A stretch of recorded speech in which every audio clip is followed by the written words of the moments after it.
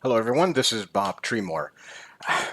As I was thinking about doing this video today, I knew it would be material that would not appeal to a lot of people. Already I'm Bob Treemore. I do fairly esoteric things, long form Peloton studies.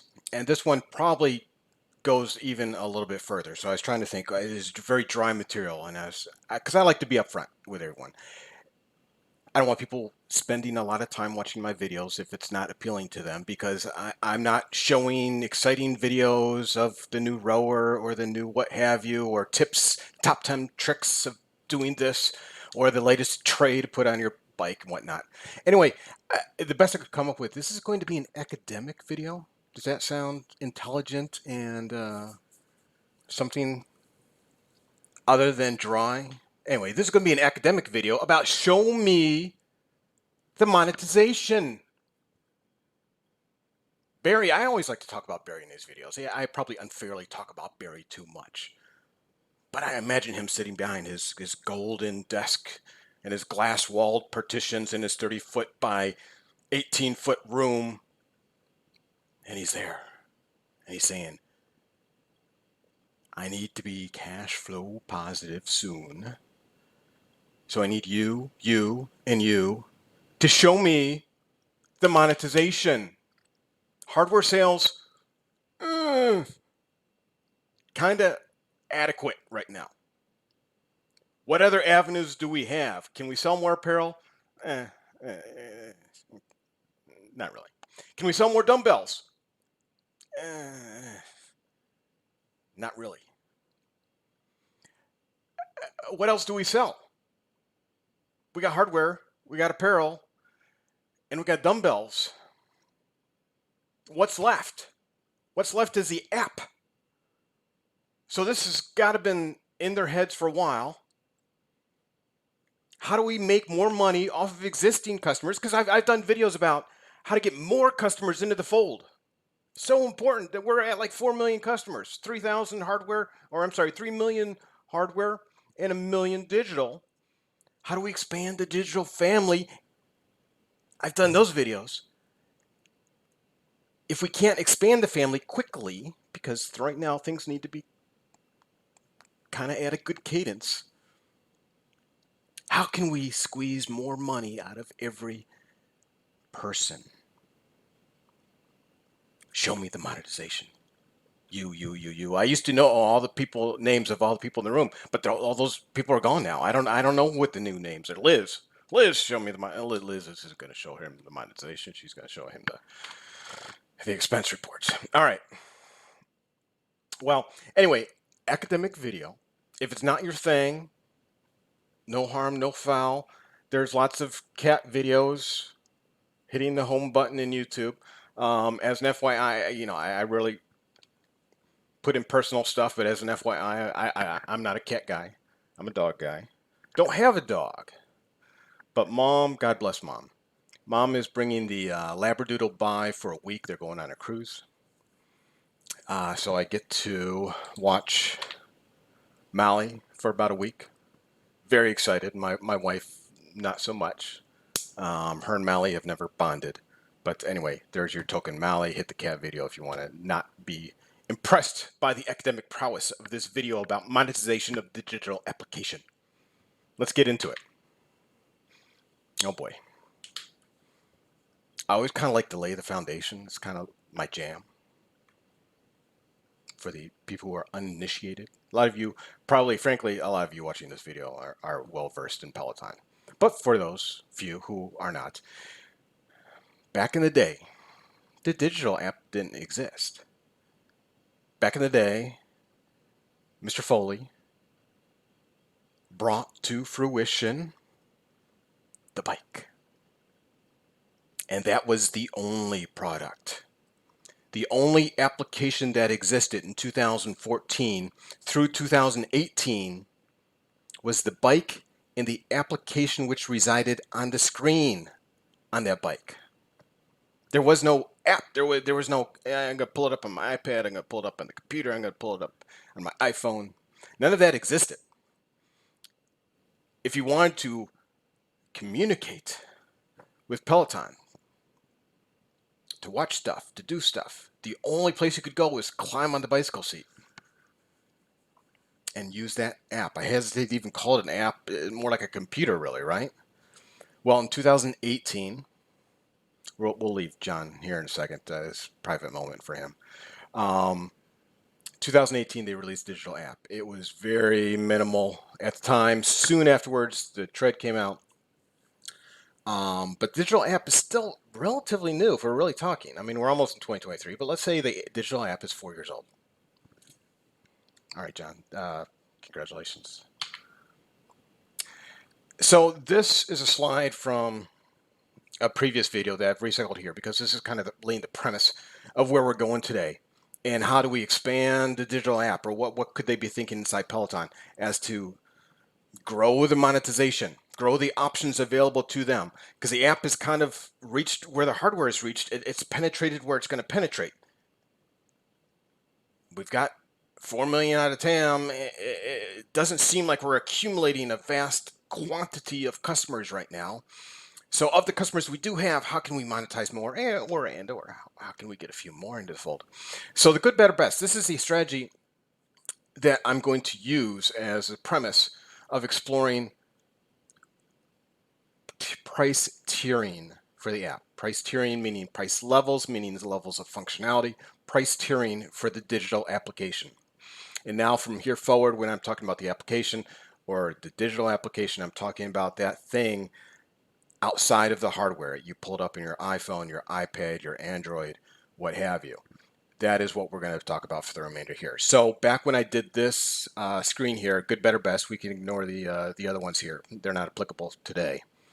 At the very bottom was the good, better, best strategy. They have digital only, which is the $12.99, and the all access. Those people who own the hardware and can not only access the content on their bike or on their tread or soon to be on their row or their guide, they can also access the iPhone and the iPad content. So they're kind of digital plus all the hardware features, which we're going to look at here next.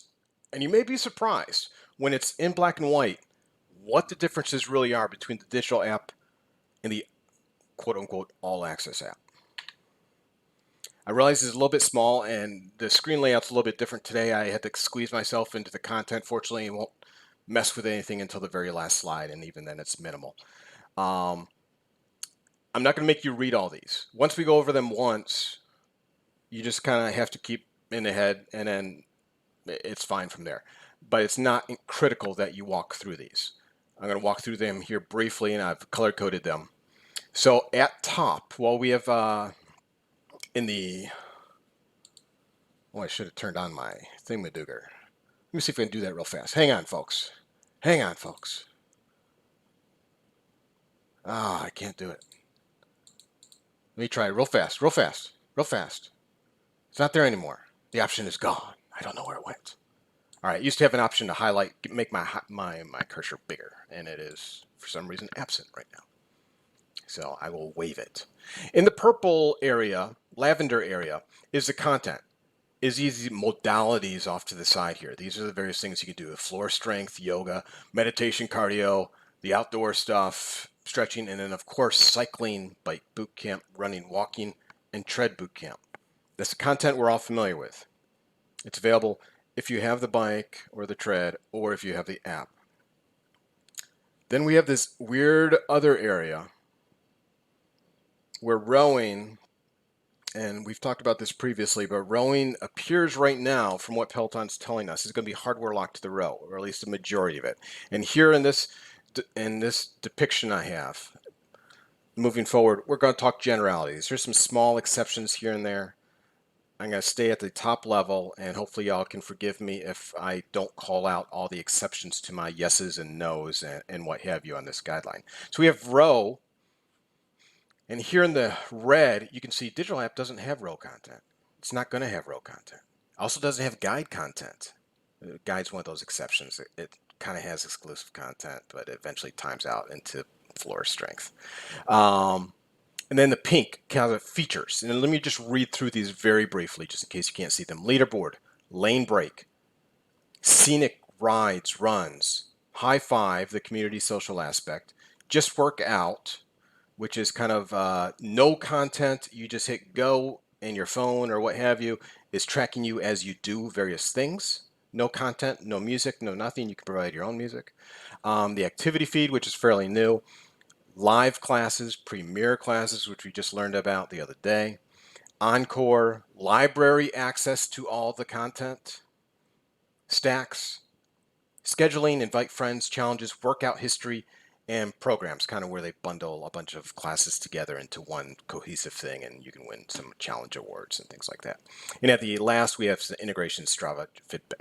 So I think at this point, these are all fairly, you kind of can consume all these fairly quickly. It's stuff that you've seen every day, you're very familiar with. Just in laid out, we have 32 items. It's amazing we have 32 items in that app. We may not use them all, but there are 32 there. It's a respectable number for that app, and I think the dev guys have done a good job in organizing the app to make it fairly easy to navigate. So we have digital, wave my cursor around, and all access. $12.99 a month, $44 a month. Recent change from $39. What are the differences? We've got a lot of Y's here. Y's, yes. Hopefully we can figure that out. The only difference, other than simply owning the hardware, obviously, which is a big difference, but the functionality of what you can get on the $12.99 program versus the $44 program are just these red boxes I've colored out here. The rowing stuff, the guide stuff, let's put that off to the side. You can't access it on the digital app. You won't be able to access it on the digital app. That's because it has a special type of hardware lock. It's almost not relevant. Rowing can be. Rowing content won't be available to those $12.99 folks. Let me skip over leaderboard. Let me come back to leaderboard. Lane break. Lane break is kind of tied to the metrics that your bike produces.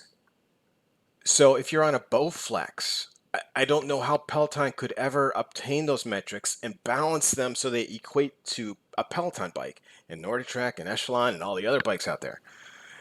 I don't think lane break is ever going to be available for these digital people. Scenic rides, maybe kind of. It's also kind of tied to metrics a little bit on the bike. And Strava integration, to the best of my knowledge, is not on digital. So if we boil it down to really the $12.99 versus the $44, it comes down to leaderboard. You and me are paying $31 more a month to get leaderboard. Isn't that crazy when you think about it? Isn't that crazy? I think it's crazy. I'm paying $31 more a month to get leaderboard. The secret is leaderboard is for me at least, it is the juice. That's what gets me excited every time. I'm a very competitive guy. Without the leaderboard, honestly, I probably wouldn't be here today talking to you. Because the leaderboard is just what inspires me to just do better every time I ride, or at least get on the bike in the first place. I love that leaderboard. Gosh, is it worth $31 more a month when I'm looking at it in black and white? I don't know. It is. But goodness gracious, all these Y's are in both columns. Anyway, let's go back to where we were talking about today. So we are over here to the side. I have differences are surprisingly minimal. Owning Peloton comes at a steep cost. $31 for leaderboard. Scenics, lane break. I don't use lane break. I don't have a row. I used to have a guide. I don't have a guide anymore. And I don't use Strava or Fitbit. 31. Oh my goodness gracious. So what do we do here? Because I don't want to say there were rumors of tiering, but I think a lot of people who follow Peloton suspect, because of Barry, I'm not going to go into it, but Barry's digital first approach, he's a very heavily software guy. This is one of his next avenues to attack. So how can he increase monetization? One is to spread out the tiers, or at least that's one of them. What tiers do you put in? That's what we're going to talk about today. Maybe I should put that all the way at the front. What are you going to do? So here are the approaches available to us, to you and me today, Peloton fans. At the top, we have good and best. This is current period. This is present day. This is where we're at. We have good and best, equating it back to the good, better, best model. So we're missing a better. But we don't have to follow the rules. Digital, $12.99. Those are now interchangeable. Digital doesn't have to stay in good. All access doesn't have to stay in best. We just need more tiers to get more money. So what are our options? Well, we could squeeze digital. It's going to be tough to figure out which way to move my hands, but I'm going to move them one way and hopefully it'll kind of match up. We can move digital from good to better and then leave good open and put something in good. And we're going to explore these here in a second as to what I think these options are. Or we could stay in the happy place and leave digital and good, leave all access in best, and leave better open and slide something in better. Or we could do something crazy. Keep digital and good, move all access down the ladder, and create something even better on an app tier with app functionality. Because you're not going to be able to charge more pricing, right? You can't charge more money unless you're offering something in return. You can't just declare something to be the uber best and we want $20 more a month. But just trust me, it's the best. That's all I have for you. Just please pay me $20. That's not going to happen. There has to be some kind of give and take on all of these. More take than give. Well, maybe a little bit of both. Let's look at these. So we're going to see a series of screens as to what. This isn't me forecasting. This isn't me predicting. This is me viewing what would be viable options to fill these roles. Something acceptable to people for the money in return, given the constraints that I have with what I'm aware of Peloton has now or what they may have very soon in the future, based upon my research. This is where I'm going. So let's look at keeping digital and good, all access and best. And let's look at better. Green, because they were so similar to begin with, digital and all access, we don't have a lot of room to work. Because we boiled it down just a second ago to essentially leaderboard. And you can't give someone who doesn't own Peloton hardware. If they own Peloton hardware, they're in $44 a month club. That's an automatic function. So if they don't own Peloton hardware, how do you slide in a better between good and best? It's very, very difficult. Maybe we'll give them Strava? Is that going to, and these prices you're seeing here, let me wave my cursor around it. I'm obviously making these up, but I'm kind of sliding them in logically between $12.99 and $44, and the functionality offered, what would motivate people at a certain price point to nudge them to the next pricing tier.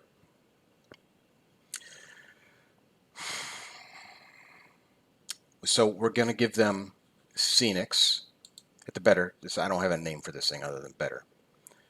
Call it the $14.99 Club. And Strava. There's nothing else I can do. I can't give them hardware. They already have all the content. They already have all the purple content. These digital folks already have it. If they had a row or if they had a guide, they'd immediately be in all access. So these red things don't mean anything. Leaderboard is not relevant because without Peloton hardware, you can't be a full-fledged member of the leaderboard. So NA. Lane break we talked about before needs Peloton metrics, Peloton specific metrics. NA, not applicable. The only thing left outside of hardware and the NAs is maybe we can kind of code around and do some stuff and give them some scenic rides and Strava. So are you with me on leaving the field as we have it, leaving digital and good, all access and best, and a better. And you saw why we then saw the previous screen where what are our options, because this option is terrible. This is horrendous. This is really, really bad option at any price. Scenics and Strava? That's what you're giving me? No, thank you. So I don't think keeping digital and all access and slotting something in between is something that Peloton can do. There's just no room with all the yeses. Now I could go and I could create something where I start taking yeses away from the 12.99 people, and maybe that's what Peloton's going to do. It's not what I'm examining today. I'm going to keep the 12.99 people what they have. I'm going to keep the $44 people what they have, because once you start taking things away from people, you have an upset customer base, and Peloton doesn't need and further upset their customer base. This is dreadful. This is horrendous.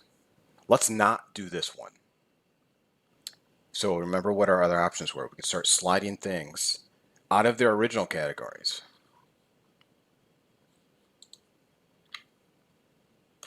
Light. I'm going to leave these other ones up here. Terrible, I'm going to leave up there just as a point of reference. You could do light. What is light? Well, what do I have written off to the side here? Let's look at it. Essentially a fitness tracker. We've got some high fives. We've got some social stuff. We've got just workout, which is the fitness tracker portion. I'm going to do a run, and I'm going to go run. There's no content. Maybe some audio, music audio, but I'm going to go run. I'm going to go walk. I'm going to perform some yoga, and please measure my Peloton. Please measure my heart rate on my Apple Watch or my Peloton heart rate band. Do some, so with bicycling or running, you could do some route tracking with the GPS and have some nice maps there. The thing is, this is light for $3.99 a month. It's viable. At this point, since Peloton added, excuse me, and if you don't follow it closely, they added a whole new just workout. You used to be able to kind of, if you owned a bike or tread, you could do a just bike or just tread, and it was just a blank screen without content. But they've added a whole new area, which essentially opens up the generic fitness tracker world to them. But they're at a very low level. They can fundamentally do these things, but they don't have a lot of options. It's a significant improvement for existing owners. But if you look at the competition, let's flip over here real fast. When you're talking about what these people offer for fitness tracking, Peloton's not even close. So could they do it? Yeah. But they've got some big names: Adidas, Nike, Under Armour, Apple, to fight against. And Peloton just doesn't have currently anything in their application to draw people away from these other platforms. These other platforms are just far superior. They have way more options. Peloton at least has entered the area where it's conceivable. But unless for some reason you don't have the $12.99 to spend, now let's go back to that slide. You don't have the $12.99 to spend. You certainly can't afford to buy a piece of hardware at $44 a month. But for some reason you're absolutely fascinated with the Peloton name. And you could get the Under Armour app, you could get the Nike app, you could get the Apple Fitness app. But for whatever reason you're choosing to get the Peloton app for $3.99 a month.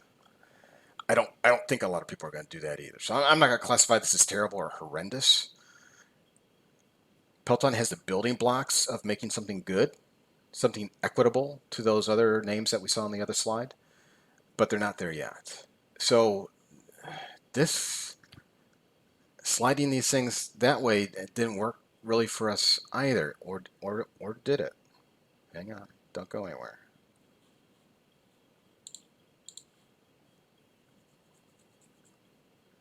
What if they did something like this?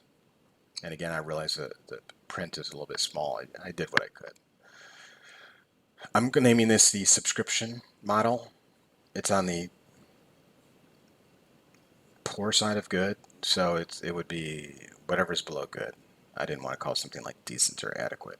I'm just going to call it subscription. So we have light, In between light and good, I'm going to put subscription for $5.99 a month. And I'm going to give people an option, an in-app purchase, to buy a la carte the content they want.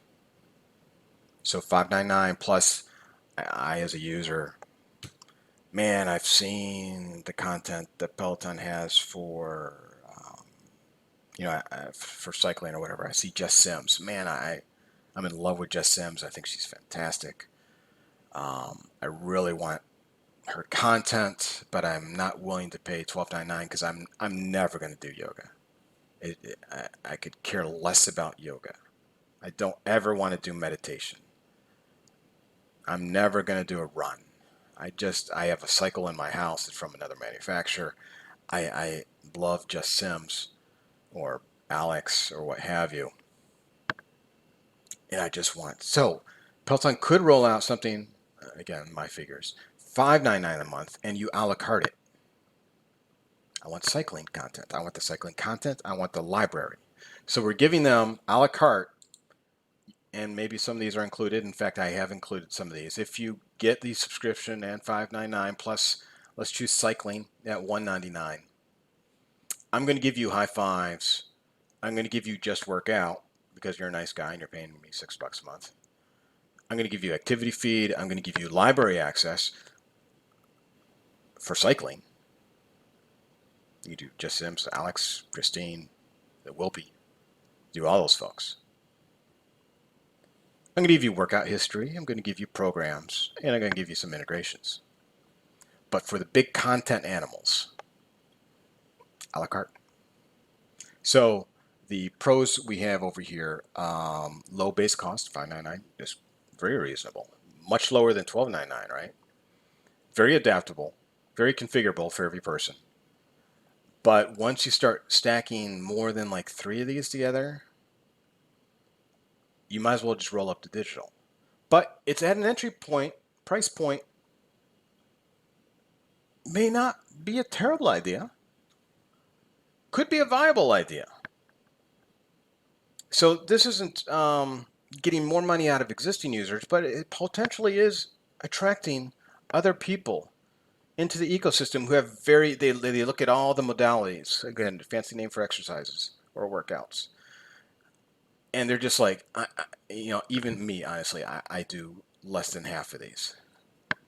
And if I could a la carte it, potentially, but I'm a hardware person, so I have to pay my $44 a month. But if I could just do 1 or 2 of these at $5.99 plus, okay, could be talking because we're under the $10 psychological mark. That's big. It's so nice when you get your Visa bill, your MasterCard bill, your American Express bill, and you see the double digits, $10, $20, $30, $40, $50. Oof, not as fun.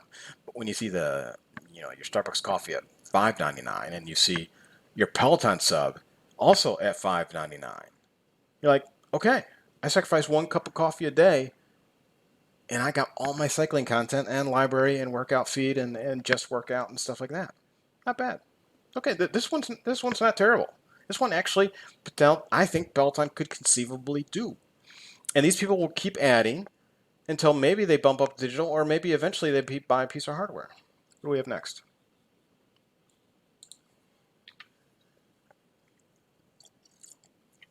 This is the last one. And I blew up what we're doing here. Best Plus. I call it Best Plus. So we almost really kept everything in where it was. And we added a whole new category above. All access. $54 a month. Now I considered doing an opt-in strategy where it was $44 or $49 and then the $199 for these extra features I have highlighted below. I ended up not doing that because I think when you're paying premium pricing, psychologically, you don't want to see a lot of bills. You don't want to see, oh, I got to add this for that. I got to add this for that. When you're paying the premium level, you want the all-inclusive. All Access already has intoned that, but I'm saying that Peloton can get monetization, additional monetization out of people's checkbooks into their bank account by adding some what I think are questionable but valuable features. And there could be features beyond these that I'm simply not aware of or haven't thought of. But it's the concept of what can you do even more to extract more money out of your $44 people. I've listed 4 here: advanced reporting. I've on my Twitter feed, I've talked about this a little bit, even showed an example of what I would consider advanced reporting or BI, business intelligence, dashboarding. Peloton's reporting, if we're being completely honest, is fairly rudimentary. It's good, it does the job, but they could do light years more with it. Light years more. Hyper personalized AI recommendations. Peloton is starting to roll out some customization options. So they can send you text alerts and emails and change your bike or tread home screens to move stuff further to the top that they believe would interest you. But hyper personalized AI recommendations, they're extremely specific to you, like beyond the extra mile, beyond the $44 people. And your imagination is good as mine. We can go through 18 different examples. I don't think it's worth it here. I think you can envision this yourself. But make them customizable, make them actionable, meaning an alert pops up and you simply hit a button that you are provided, go, let's do it. And immediately things start spinning up on your app or on your bike or on your tread. And this can be AI recommendations for simply fitness, for stretching, for recovery, even possibly, I guess, for nutrition. So perks.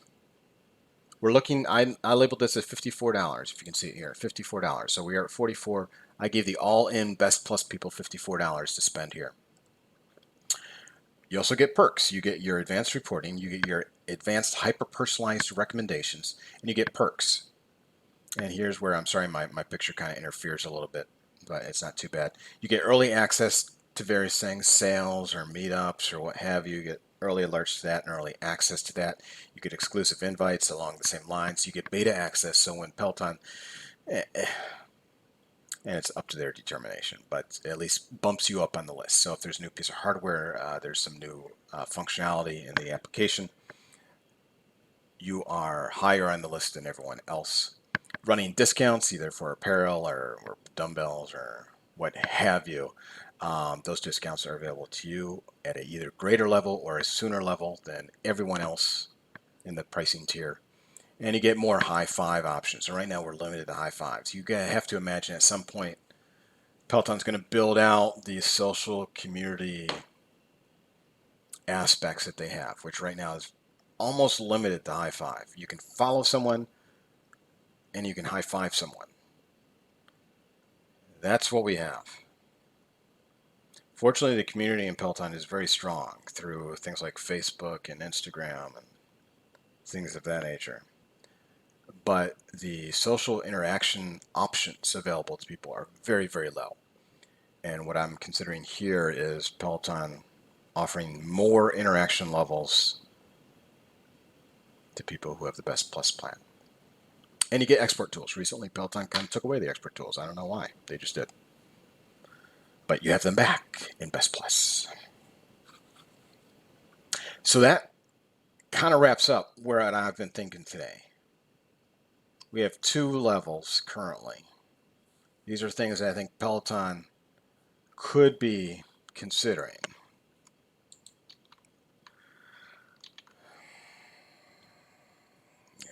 Do they start taking away yeses? I won't say that they have to create more tiers, but other than producing more hardware and or finding more customers, and I've talked about that previously, between governments, insurance, plans, things of that nature, that they have to find ways to squeeze more money out of more people and or getting more people out of the TAM than what they're currently doing. So I'm thinking price tiering would be one of those ways, and these are some options minus the middle one. Middle one is not great. Let's not do the middle one. But we've got one on either tail end that we could explore. So possibly that's it. And with that, I will leave you a picture of my lovely mother and Molly, who I get to see in about 4 hours for about a week. And thanks for everybody for tuning in, and we'll talk to you next time.